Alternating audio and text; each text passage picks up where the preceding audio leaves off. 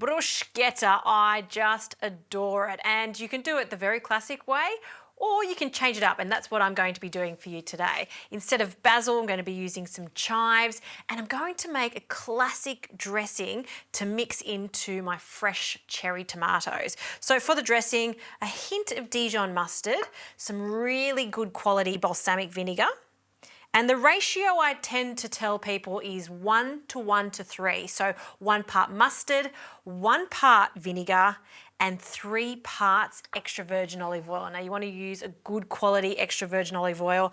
And when it comes to making a dressing or an emulsification like this, you want to slowly add your olive oil.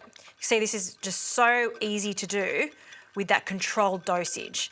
So I'm going to add about that much. And look how thick this dressing is. It's concentrated, it's just right. Almost looks like mayonnaise, perfection. So now I'm going to add a pinch of salt and some freshly cracked pepper. And that's how fast it is to make a really nice balsamic dressing at home. No need to buy your dressings, make them, it's so easy. So I'm going to pour this over our beautiful rainbow tomatoes, the whole lot. To this, I'm going to add some chives. You can use basil, but I like the mild onion flavour of the chives. It's a nice little change from the original bruschetta. And I'm going to go quite heavy on the chives. Okay, in they go. And I'll give it a really good mix. See how all that dressing is sticking nicely to our tomatoes, just right. Okay, I'm going to let that sit there for a moment while we get our bread ready. Just some ciabatta that I've toasted, a little bit of garlic that I'm just going to brush over. Just do it really gently. You'll be surprised how intense raw garlic is on the bread, so just a little bit.